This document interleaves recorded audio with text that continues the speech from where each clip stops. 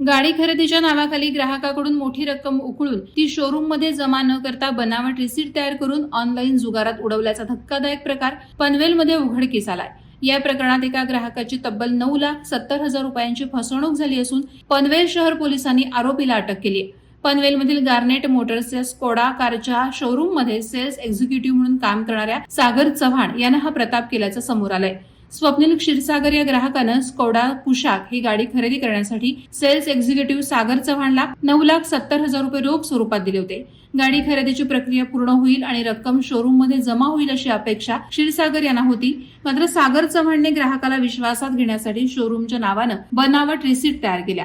त्यानंतर त्यानं ही संपूर्ण रक्कम ऑनलाईन जुगार खेळण्यासाठी खर्च केली। ग्राहकाला गाडीचा ताबा मिळत नसल्याने आणि शोरूम कडून रक्कम जमा न झाल्याची माहिती मिळाल्यावर स्वप्नील क्षीरसागर यांनी या प्रकरणाची तक्रार पनवेल शहर पोलीस ठाण्यात नोंदवली। तक्रारीच्या आधारे पोलिसांनी तातडीने तपास सुरू केला आणि आरोपी सागर चव्हाण यांना ताब्यात घेतलं आणि विविध कलमांखाली गुन्हा दाखल करण्यात आलाय। पोलिसांनी आरोपीची कसून चौकशी सुरू केली असून त्याने आणखी कोणाची फसवणूक केली आहे का याचाही तपास सुरू आहे।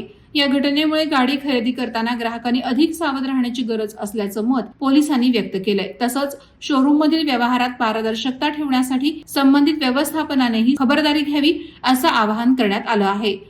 वादळवारा लाईव्हसाठी न्यूज ब्युरो पनवेल। नवी मुंबई व रायगड जिल्ह्यातील ताज्या बातम्या आणि घडामोडींसाठी सबस्क्राईब करा वादळवारा लाईव्ह चॅनल आणि दाबा बेल आयकॉन।